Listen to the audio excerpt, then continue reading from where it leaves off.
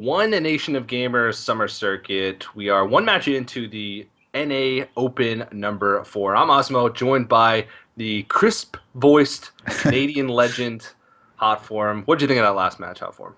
That was really cool. I'm definitely interested to see VX go up in the finals. I kind of hope I see VNIB here take the series, and it's not because I'm a favorite of him, just because I want to see those class matchups against the lineup that VX brought. But it'll really be down to these guys to decide who goes through. So, Yeah, it should be a really interesting matchup. Powder's coming in as being sort of one of the only more well-known players in this the semifinals here, the top four of this Open. He is a player from I believe Sweden is where he's from, and plays for Trig, formerly like a bunch of other things. I think they were DKMR for a while, and then DKMR got bought out or something. So he's been around the scene since the very beginning. And Vinib as well. He said he's played since open beta, and he has not spent a single cent on Hearthstone. He is a 100% free to play player. So if any of you out there are free to play players and think that you want to start playing in tournaments, then use him as inspiration. really, he spent nothing? Nothing, or That so he is claims. Yeah, that is very inspiring. Must have been a lot of arena games to get that yeah. done. I caved and bought Nax like as soon as it came out. I was like, "There's no way I'm saving up Yeah. money for Nax." But it looks like the first matchup is going to be Powder on Warlock and um, uh, Vinib, or is it VINNIB? I don't know. Vinib's fine, I think, probably. Vinib, yeah, on the Shaman. So first Shaman that we're gonna see today. Okay, so I have to see if it's Mech Shaman or not before I can really say anything about it. It's going to be a big difference for this matchup if he's a mid-range Shaman. The Hand Warlock is something where Shaman can just have really good answers to the Warlock's creatures, things like Hex, Earthshock, immediately dominate the board. But Yeah. it depends a lot on your opening draw because the Shaman doesn't get to have as many cards as the Warlock. All right, this Mech.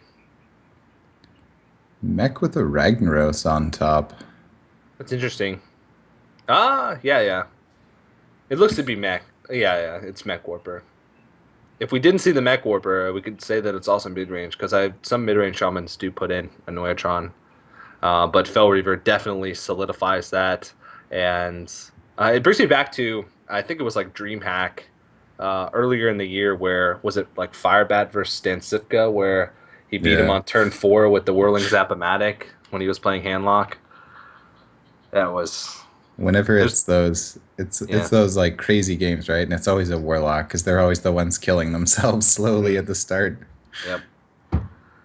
Um, so in this match, Vinib is probably just trying to set up like one big burst. He's looking for around 15 damage on one turn, which the Rock Biter is going to help a lot with that. Oh yeah.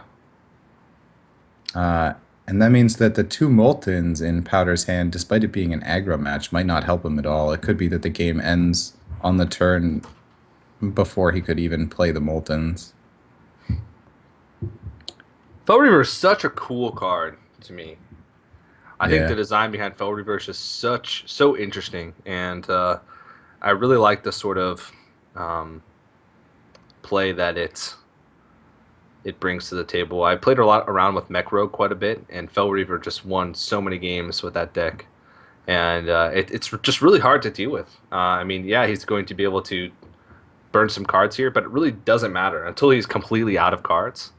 It doesn't matter what cards he's burning, especially with Mech Mage who has so much burn already, and he's got a lot of it in his hand already. Yeah, I agree. It's a really fun mechanic where it's like punishing the player in a way that's not directly on the board or directly in their hand, but that Hmm. eventually they're going to be hurt for making this like power move, which is quite a cool system to have set up. Yeah. Oh, just going for it. And this is going to be sort of rough here for Vinib because Powder actually has both Molten Giants plus a Taunt in his in his first like 12 cards here. So he's going to be able to block all the damage from this Doomhammer. And not only that, but since Molten Giants are free, he's going to be able to play at least 3 cards this turn. So it's going to burn about half of the rest of Vinib's deck. So Powder's just going to be looking to try and burn away the burn spells because he's going to have a wall to deal with all the physical stuff.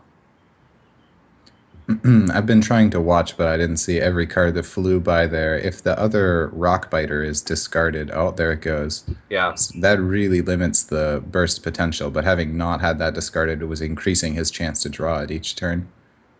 And I saw a Crackle get discarded as well, so that's another piece of burn that he can't use. He basically just needs to draw into one burn spell. He needs to draw into like second crack, what's still there. I didn't see if it was burned or um, uh, I with Rag. I don't know if his early spell curve is really that high. I doubt he runs like Lightning Bolt. I think this might be game. There's nothing that Vinib can do this turn, and the Lotheb next turn will lock out any way for a spell to kill him. Hmm. If Ragnaros had been playable, but it's going to be one turn short of Ragnaros, Yeah. it's too bad. Vinib really took the aggressive stance there, and I think that's a worthy risk, especially early in the game. But the double Molten with Taunt was just immediately punishing to him to a point of no recovery. Yeah. I don't think he can really afford to sort of play around things like that.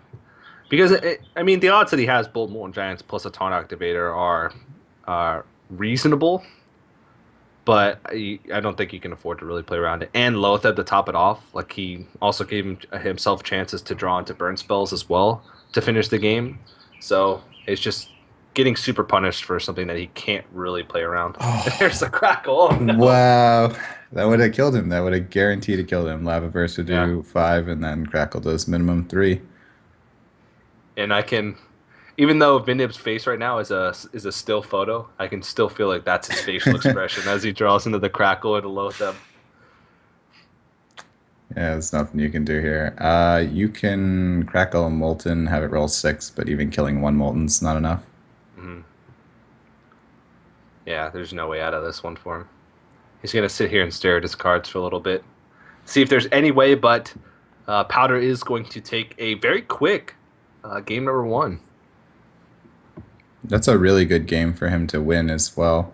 Getting the Warlock out of the way, which is, it seems like Vinib's lineup is going to be more of an aggressive lineup. And then the Hand Warlock can be punished by that repeatedly if you don't draw the Molten Giants. So getting that out of the way right at the start, now he's got pretty solid decks that he's going to be facing off against this aggro lineup with. Yeah, there's a chance that he might give himself three. I see a lot of players save Druid to last, so they can give themselves like 3 opportunities to win with Druid. There's a lot of players they bring Druid as sort of their third deck. They Yeah. perceive it to be their weakest deck, and so if that's the case, then yeah, he's gonna throw out Warrior second, try and get a quick win with Warrior, and then try and give himself 3 opportunities to win with Druid.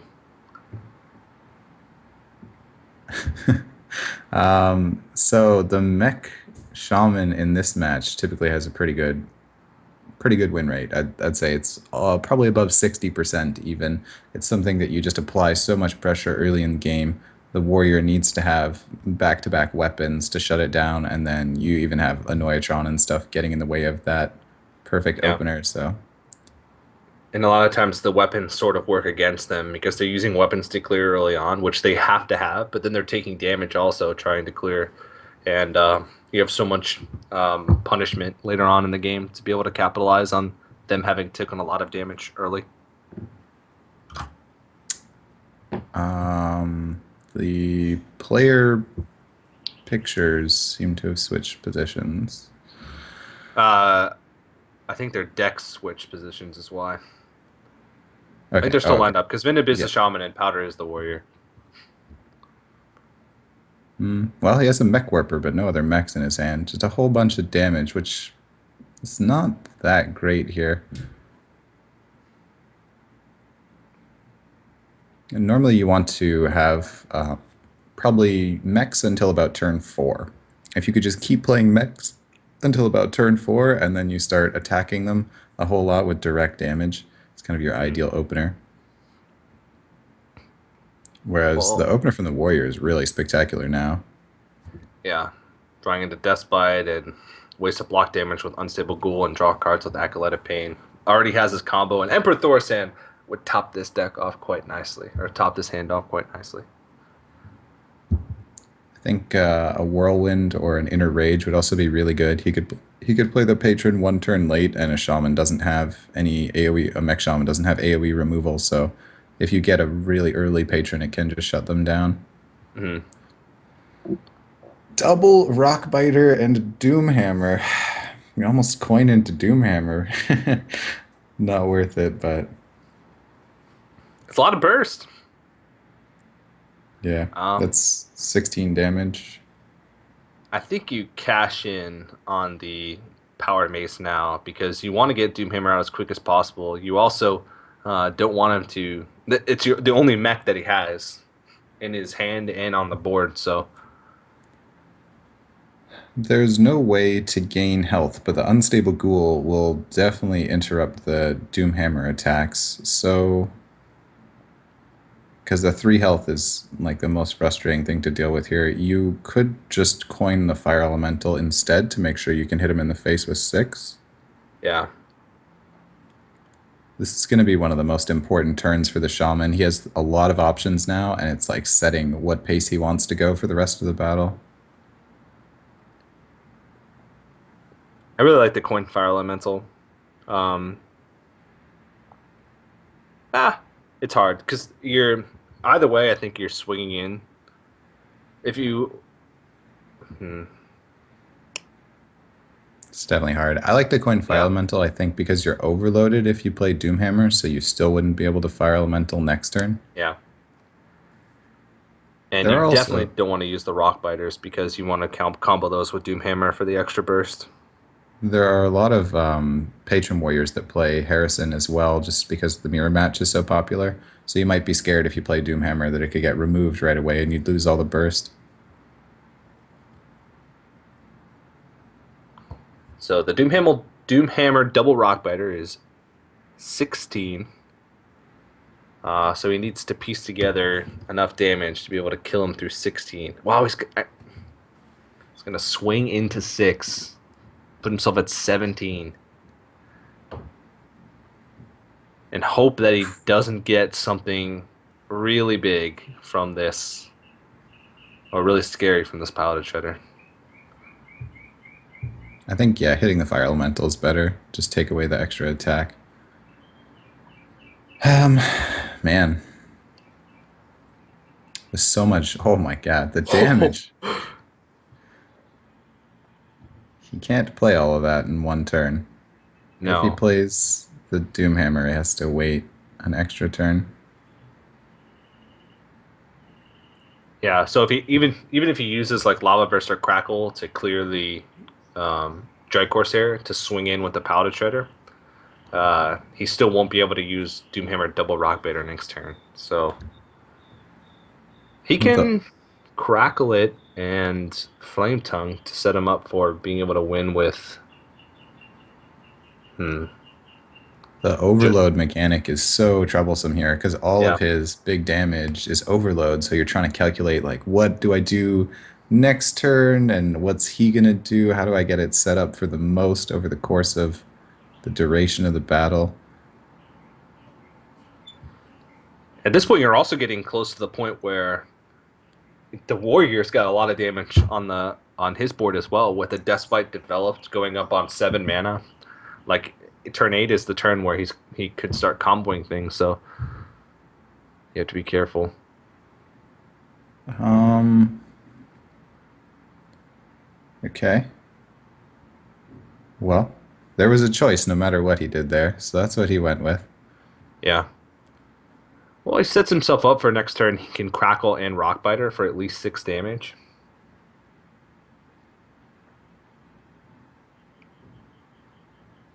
And Wow, that's stealth unit. it's really annoying. Oh man.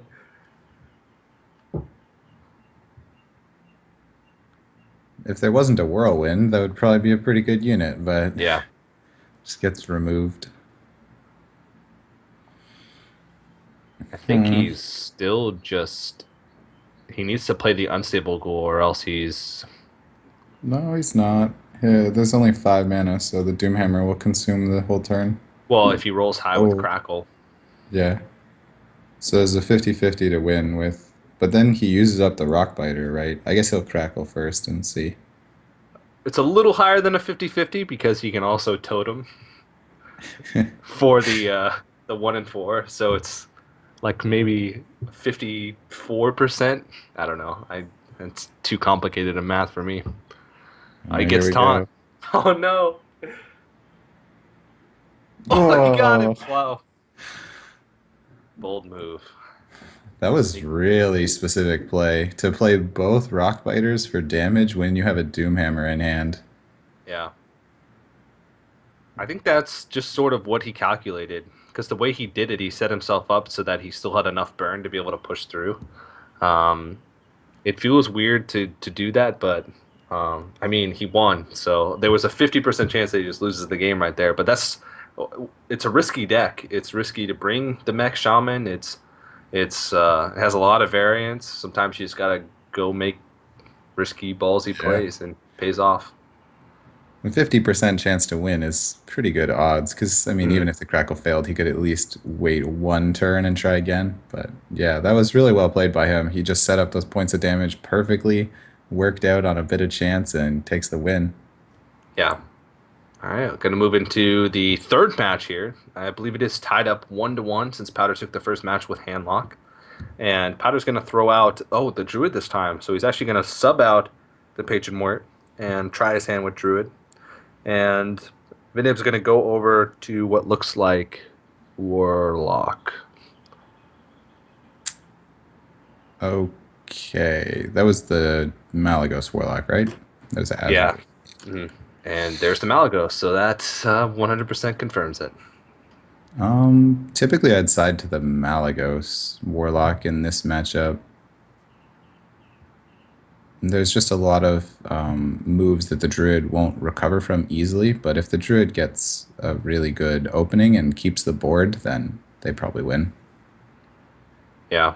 It all depends if, yeah, I agree. It all depends if they can get going early. And unlike Handlock, the Malagos Warlock, they rely on removal more so than building walls, which is sort of their way to stop the combo, is by just not giving them tools to combo with. And sometimes the Druid can just have explosive starts and combo them down anyway, and sometimes they don't have as many tools to defend against it. So you're probably looking for Twilight Drake at this point. Oh, Innervate is a great draw. Gets to reduce a piece of the combo. It's not the best hand for Emperor Thorstein to come down on because it is only 4 of his cards. But I mean, still, that's basically using an innervate to draw 2 more innervates. Yeah, it's crazy when you think about it like that of how much mana it actually gains. Yeah, Also, just having the creature to play here, because otherwise he could have coined Harrison, I guess. That wouldn't have been so bad. keepered face, the tempo keeper. I think the only way to kill this is Dark Bomb Soulfire, which is you definitely don't want to do. So, yeah, sounds good. Mhm. But Powder has pretty reasonable way to deal with this while still preserving his creatures. I don't know if he wants to use keeper or if he's willing to take the damage on his Emperor Thor's or use the swipe because Keeper is super effective against the Twilight Drakes, and there's a lot of really good silence targets in Malagos Warlock. Um, it is super clean here to be able to take out the ooze with it, but you really have to think about what you're sacrificing in order to gain that pretty big tempo swing. Yeah, looks like he'll go for it. Mhm. I think that's a pretty reasonable play, especially because he has so much damage in his hand. Like he's setting up to the point of almost killing. And against a Malagos Warlock, you can just keep applying pressure because it's not like the hand Warlock where you have to worry about giving them an advantage when they're low health. They're just actually low health. Mhm. This is really bad. Like an abusive BGH combo could do quite a bit on the board, but I don't know. Implosion the keeper and hope it does 4 damage. That's terrible. Oh Oh man. man. Oh, we got 2. And he moused over the Soulfire, maybe thinking that he was going to be able to.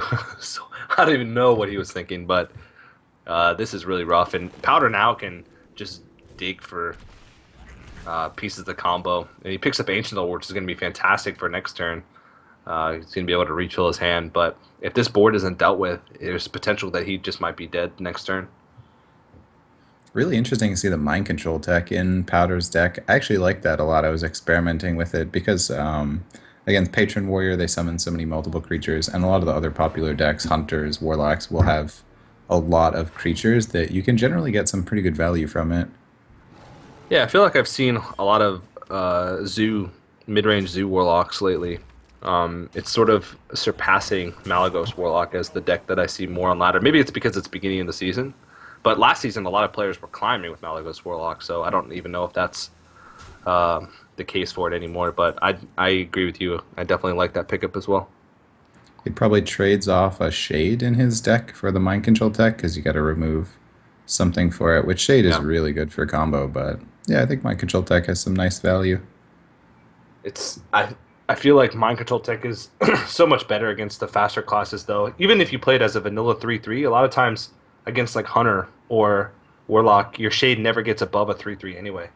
Yeah. So playing it as a 3/3, but also being able to use it for extra benefit is better. At least trading one of them off.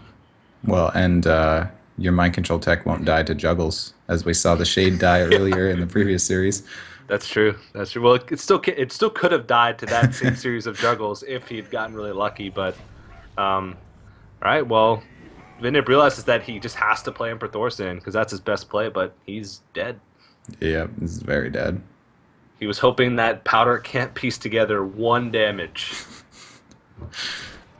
Was there any other play there? He could have Hellfire, Dark Bombed. Yeah, he was pretty dead no matter what. With the swipe, I don't think there was Yeah. any way to survive.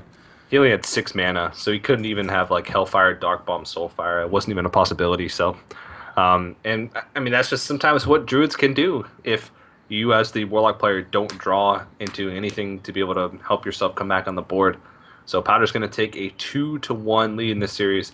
Only deck he has left to win with, Patron Warrior. Do we know it's Patron? Yeah, we saw it. Uh, oh, it lost to the Shaman. Yeah, you're right. Yeah, I lost to the Shaman. Yeah. Um, Okay, well, I mean, the Warlock versus Warrior matchup is pretty even in my opinion. They have the Warlock has board clears. The Warlock has ability to kill you. It's often coming down to who gets the Emperor on their combo first. I think the Patron Warrior combo is a little easier to set up because you don't need one specific card, whereas you need the Malagos and Emperor as the Warlock, but still very possible. So I've asked quite a few players about this, and I know you played a lot of Malagos Warlock, and I think in the week that you won your series, you were playing it. Yep. What are your thoughts on the different AOE? What do you in your current Malagos Warlock deck, if you still have one? Do you run single Hellfire, single Shadow Flame, double Hellfire, mixture Uh, of both? I use the double Hellfire because I like it as damage to the face as well. Like a lot of the times, you'll get a Malagos on the board, and Shadow Flame, I guess you could Shadow Flame an Imp for 6 damage, which is pretty good. But Mhm. Hellfire is 8 to the face, so you can do drop Malagos, say like you just know it won't die, drop it, Hellfire Dark Bomb, and then you don't need to have the Emperor. You've put together damage where you might not have otherwise had some. Mhm. And double BGH still, Yeah, definitely. BGH too good. Can't be getting rid of that card. yeah, combos so well with Abusive Sergeant. And we can see Vinip also runs Ooze, which was, I don't want to say standard for a while, but a lot of players were teching it in and have been teching it in because of the prevalence of warriors, hunters, and rogues on ladder. Isn't it crazy how much the meta has shifted in since like the start of BlackRock that now Yeah. I mean, you never saw someone play an ooze before, and Harrison was like maybe in a control warrior deck, but every deck plays Harrison, and decks are playing Harrison plus ooze, just huge difference. Well, it's always lined up to where only one or maybe two weapon classes were strong, but now it's like Hunter and Warriors are at the top, and Rogues and Paladins are really strong. So it's like almost all of the weapon classes are in a good spot right now, which is not something we've seen for a long time, if ever before, in a Hearthstone meta. So it's not surprising when you break it down like that, but it really is funny to see how, like you said, it's shifted over the course of the past couple months. Yeah. I don't know. Do you really think it's the other weapon classes? I feel like it's specifically for warrior because it's the only way for some people to stop the turn 5 patron. When they death bite into patron inner rage or patron coin whirlwind, if you can deny the weapon, you deny two patrons and they don't even want to start it. But some classes will get completely rolled if they can get that on the board. Yeah, yeah, I agree that it's mostly for warrior, but it's hard to justify. As Yeah, strong as Patron Warrior is, it's hard to justify just putting it in for one specific situation against one class.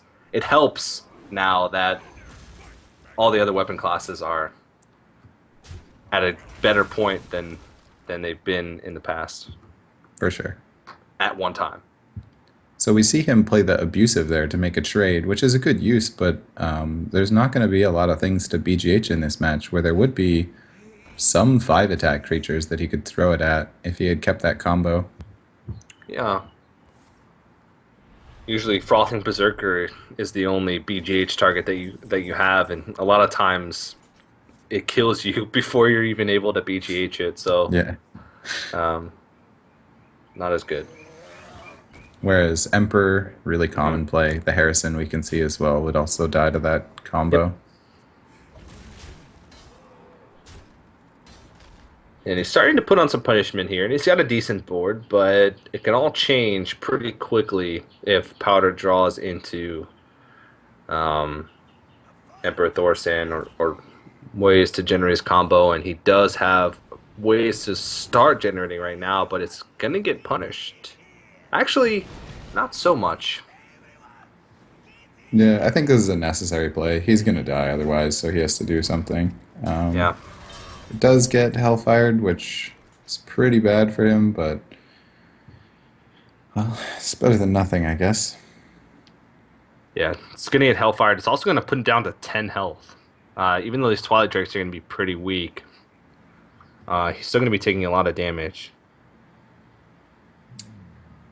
Probably just considering you don't have to Hellfire here, and we do see that Powder has another patron, so you might worry like, what if he just did that and he's going to play another patron and I use the Hellfire? So if you could get away with not doing it, that could be tempting.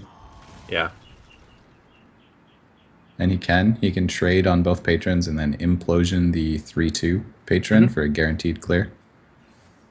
Yeah, it's sort of similar with Rogue. If you can be greedy with your removals against Patron Warrior, if you can get away with not using your AoE, I feel like it's usually better to hold off. And But in this case, he missing does. missing opportunity because getting him to 10 would have been very powerful. If he had gotten him to 10 and played like the BGH that turn, it might have been lethal. Yeah. And now his board's going to be clear, and he's still going to be at 21 health. That's pretty bold to play the ghoul here. A little bit greedy, a little bit greedy. He has a whirlwind, but I guess he's not fearing the silence at all. Well, have we seen an owl, or was that last game? He has not played an owl yet. Okay. And this deck usually just runs one, especially with ooze thrown in. Oh, Oh, well, that was a fortunate draw. she can punish him. I mean, I guess it's still gonna die to the whirlwind in the end. I feel like. There's not a lot else you can silence. You could silence the acolyte itself. Yeah, but you're not gonna really find many other opportunities to push through with this damage.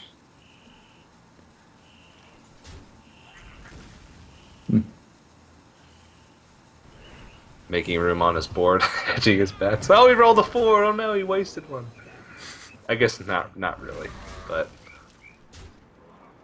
oh, he could have traded in first if that's what he was gonna do. Yeah, then it did end up being a mistake. I guess he's just 1-1 down, but we'll see if he's 1 damage off lethal at any point in this game. Okay, so you probably want a whirlwind. You don't need to whirlwind. Um, just play patron and whirlwind. It seems really weak. Yeah. Oh, if he, yeah, he can play the unstable ghoul again now that he's seen owl. Um, Yeah. but it depends on how much he wants to extend here because he doesn't want to use multiple whirlwind effects on the same turn because he wants to be able to save those for the frothing berserkers that he's going to have if he draws into the whirlwind. So just playing whirlwind and then looks like he's just going to plop Harrison Jones down. I like this. Yeah, I like that too. Really safe play here. He could attempt to set up the weapon, maybe, but he doesn't have a charge in hand, so he's not going to bother. And then if he went for the weapon, it would have just got oozed. So Emperor lets you set up Malagos. If you Emperor now, you can draw into Dark Bomb and have a 17 damage combo, which is pretty good. The Emperor does just get traded on, though. It's still pretty valuable because you're reducing the cost of 2 pieces of your combo, and you haven't seen executes yet, so playing Malagos is way too risky. Is he afraid that Powder held onto a lot of cards last turn? Does he want to use a heal bot? I mean, it's a tough thing, but it's hard to pass up Emperor Thorson Yeah. with 2 pieces of combo in hand.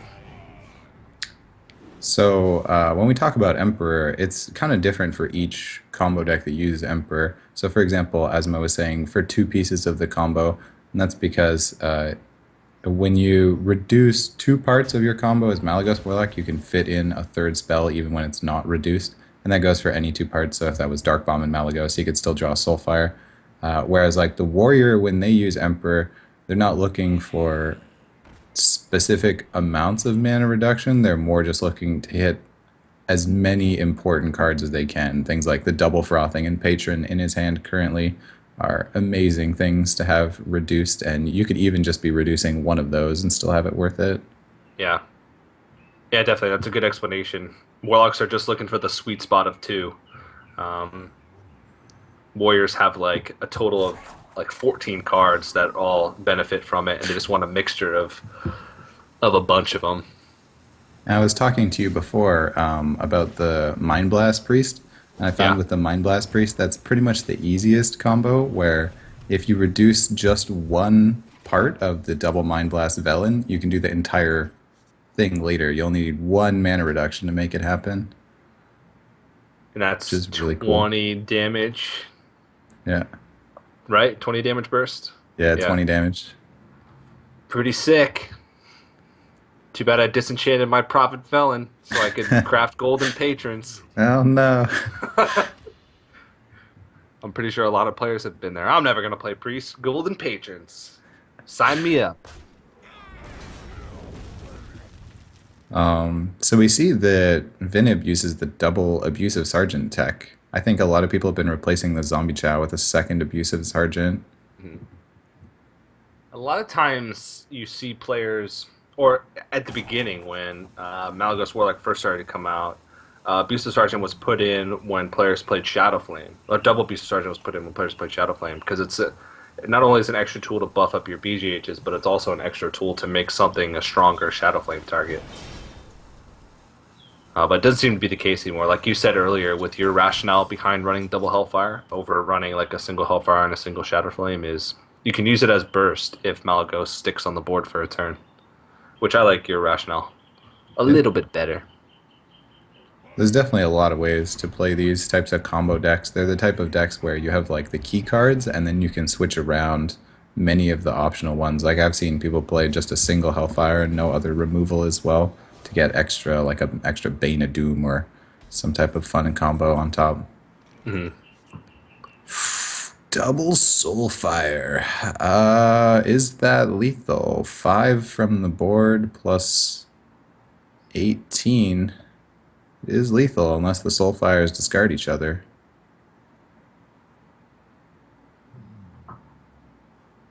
Wow. Or if, yeah.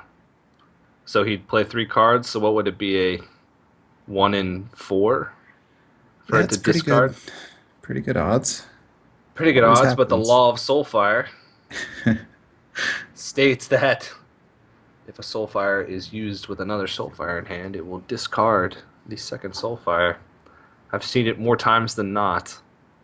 Probably You, confirmation bias, but all well, right. he's gonna go for it. So yeah, you should play the Soulfires before attacking, just in case. All right, here we go. Oh Oh, no! oh, Oh and he wow. left the Emperor on the board now Yeah. too. Okay, he's not He's dead though. and he's still in a good spot because Powder doesn't have cards, doesn't have card draw. I mean, he doesn't know that, but he's gonna have to like attack into the Malagos just to be able just to execute it.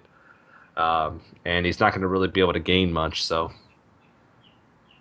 Yeah, it does look like it's over anyways. Of course, Vinib also had the Mech Shaman versus Warlock game where he drew lethal, but then he couldn't play it. Just been a bunch of tough breaks for him today, but looks like he. Oh well, maybe he doesn't actually. 5 plus. Yeah, okay, so he's short still. I think Dark Bomb still wins because it'd be 4 damage from the. He'd be able to, yeah, 4 damage from each. Hellfire also. He gets armored though. He gets 2 armor from the first Yeah, one. It's yeah. at It's not. 13. I think that's not enough then. The 2 armor will save him exactly.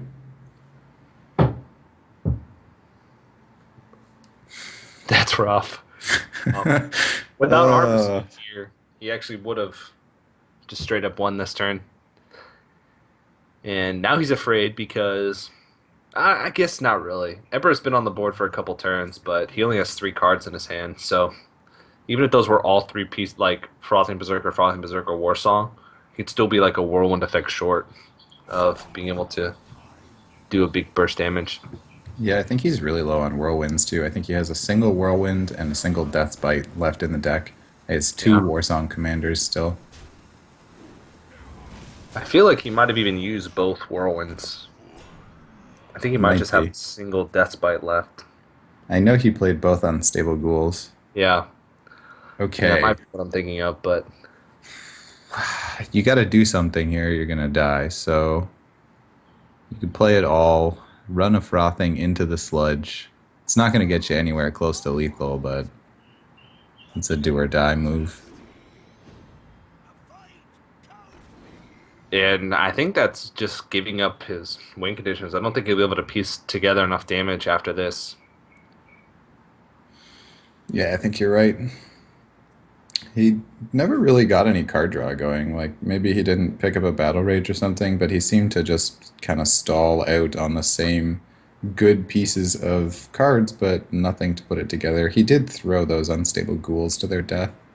Yeah, I feel like he used the unstable ghouls a little bit too liberally. There was a point in the game where he could have used both of just his whirlwind to clear off the board, but instead he just played the unstable ghoul and it got silenced. Of course, it was off the top for Vinib, but he could have had that in his hand regardless. It was a There's greedy play. no way the animations go through in time here, I think. He'll at least miss the patron attack. He could have cleared the board by using the patron on Healbot and frothing on the 4/4. Yeah, he missed the attack on one patron. Vinib takes the win. He does deserve it in this game, in my opinion, having gotten the 1 in 4 of unluck to throw away the Soulfire and still manages to take the game. It's really good. Ooh, he hellfired Wait, first. It's probably still enough anyways. he's gonna gain 7 armor, so it's gonna be a 10. It's not enough. He gained 6 armor though.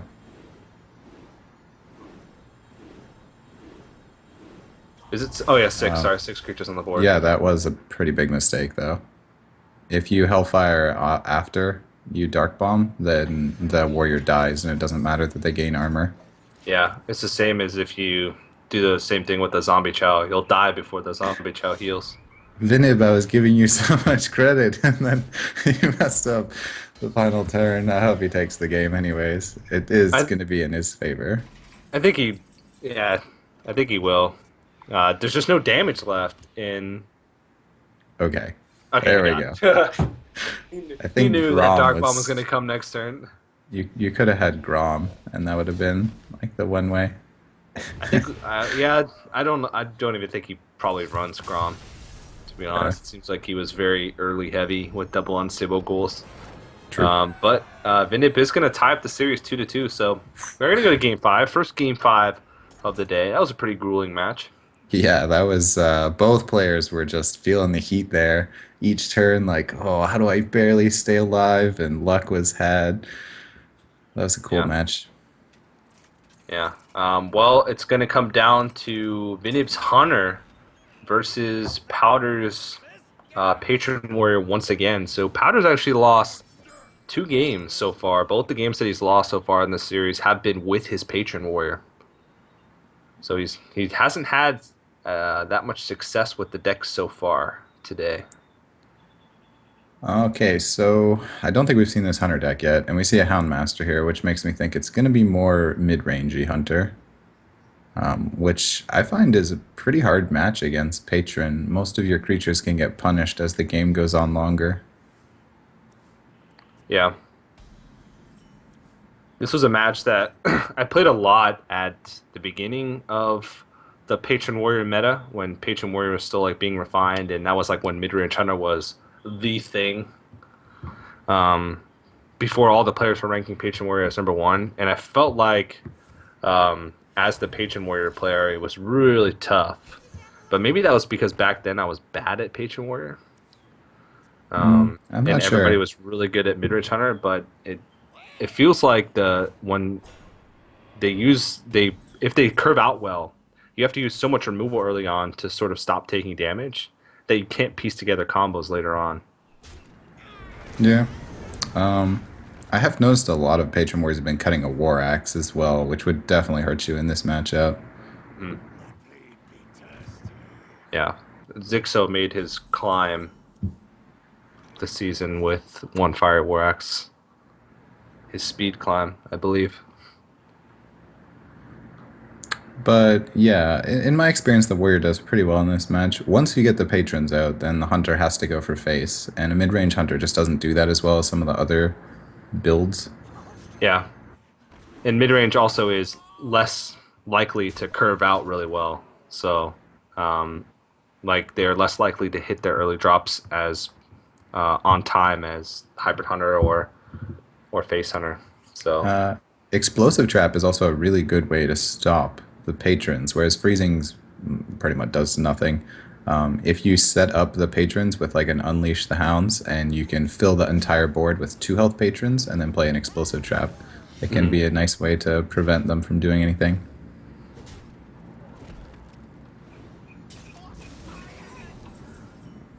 Well, this is problematic.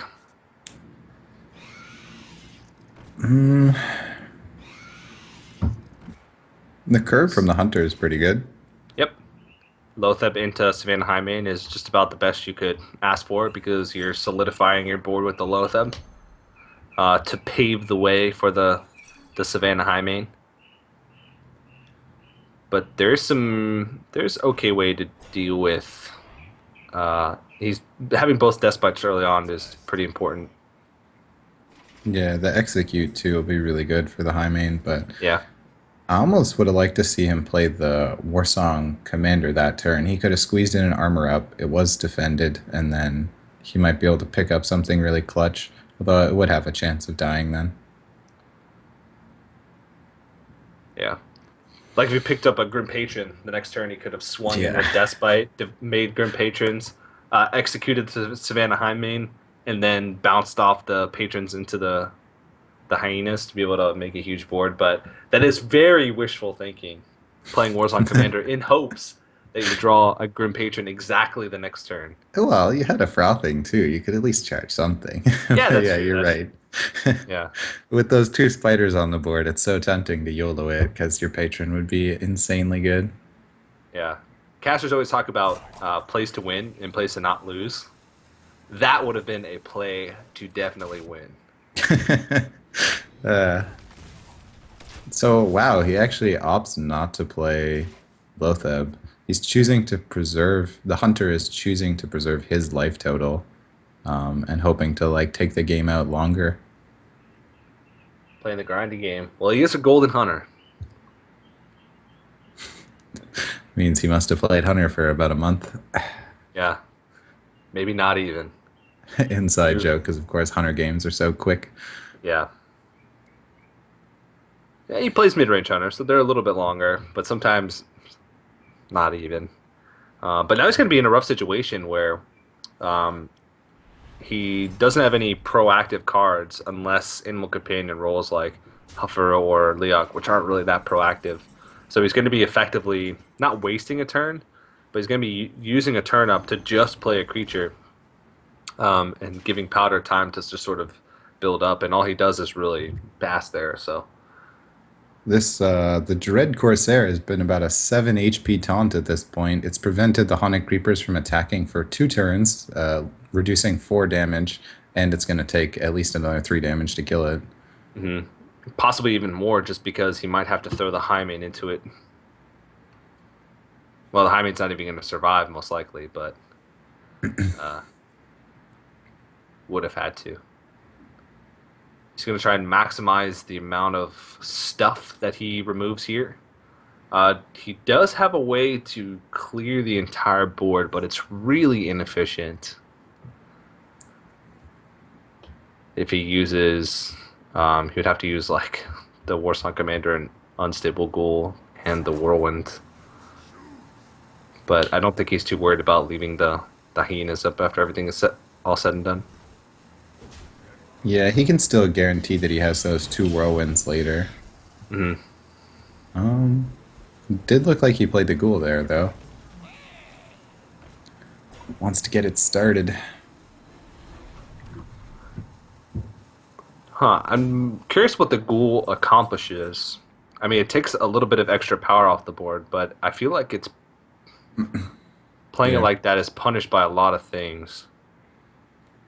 Powder seems to like to play it as a unit. I would agree that you have the charge in hand, so you might as well try to save it for later, but it does work pretty well on the board. Yeah.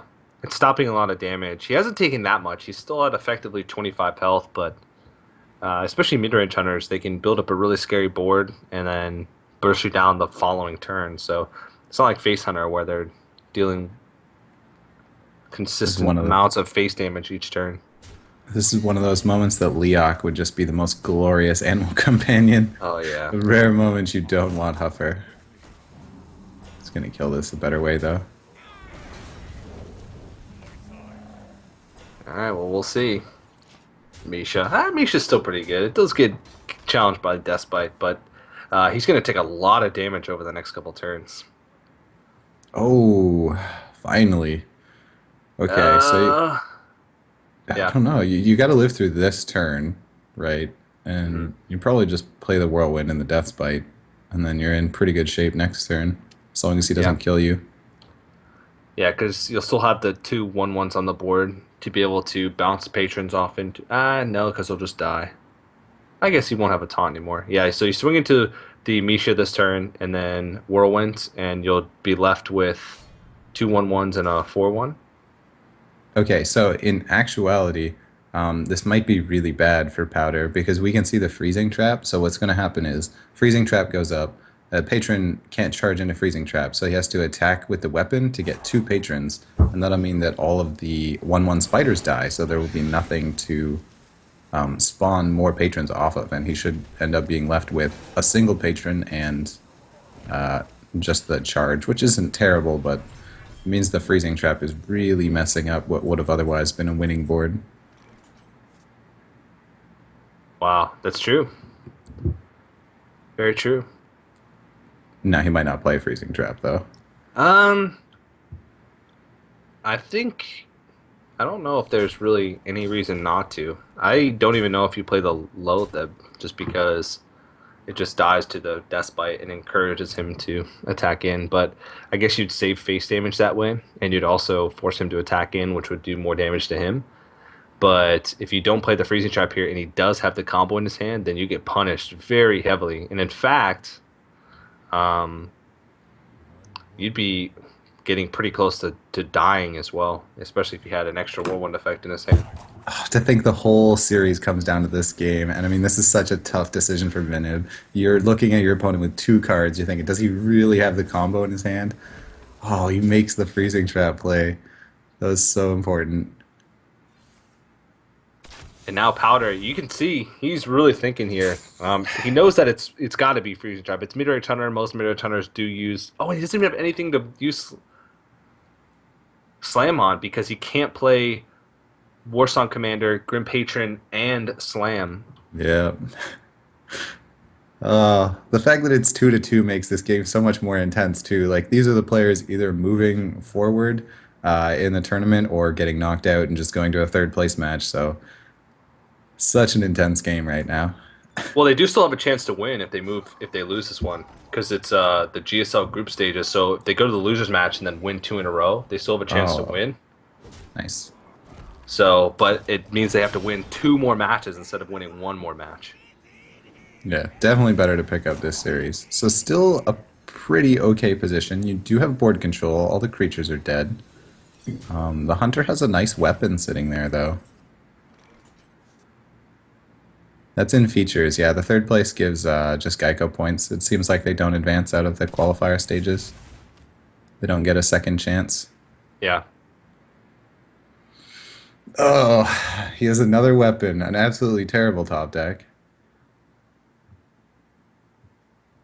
If he goes face, I think he wins, barring...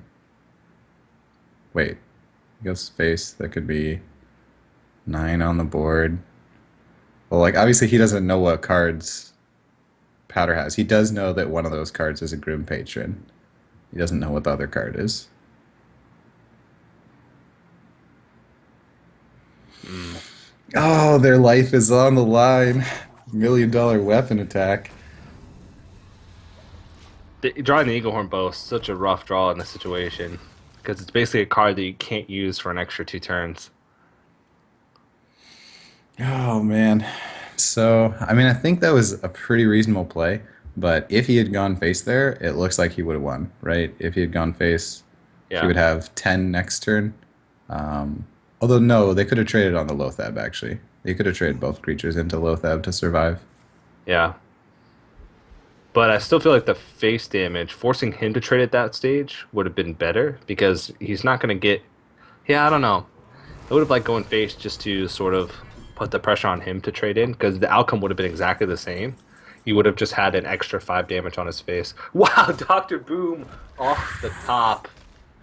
Okay, so we're looking for second Warsong Commander from Trig. Yeah. And with the boom bots, that could pull it back for him. Or for Powder, sorry. But, Wow. oh man, that was a crazy game. Well, no, he can't win. If he plays Grim Patron and enrages one of the boom bots, even if it hits the yeah, with hero power, he's still dead regardless. He can battle rage into He could have battle raged in a Warsong Commander for one card.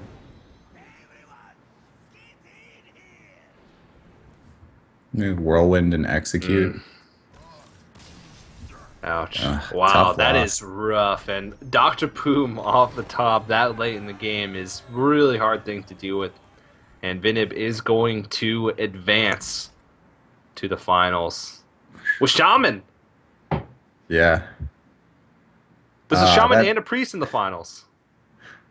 That final game was just absolutely insane. I mean, I think both players played it really well, but even us being able to see the cards in both hands, it was like intense. You couldn't tell what the right play was. Top decks were had. That was really cool. Yeah. Yeah, and again, apologies before I made the mistake. The GSL style groups are in the features only, since this is a continuation of the open bracket. These players only play for third place match, so Powder doesn't actually have another chance. He will face off in the third place matchup, but the most he can win from that is 7 GEICO points, which is still great, and $50. So Vinib is going to move on to face VX14, I believe, in the finals, and Powder's going to move down to face Deckies in the third place match. So I want to get your predictions real quick on the VX14, who's bringing Priest versus Vinib, who's bringing Shaman. I think I'd have to put my money on VX. His lineup looked a little more stable. The one Hmm. questionable one there, I think, is the Druid. And if he's going to lose, I'd imagine it would be with the Druid. It seemed like he might have even been a little frustrated with his Druid, so that could even play into it. Before we go on a break, I would like to bring you guys attention to the geico.on og.gg website where you guys can sign up to get a official TSM PC. It's also a really good way to support esports. It lets Geico see that there is interest and it lets us run more of these tournaments in future. So it's really easy to do. You just sign up for it on the website. That website will also have information if you guys are a Hearthstone player as well and you want to get into these tournaments. You can also check out these tournaments on Liquid Hearth as well. Yeah, Geico definitely making a big splash in the scene, partnering with TSM and with Team Liquid. Team Liquid, of course, helping with the One Nation of Gamers to make this tournament possible. So, what Hotform said, make sure you guys show them that you care about them entering into esports. And of course, it's always good to have a chance to win a really crazy PC. And the specs are actually right on the first page of that website. So if you want to take a look at the specs of that PC, you can see right there on the geico.onog website. So we are going to take a quick 2-minute break, but more One Nation Gamer Summer Circuit action will continue right after this.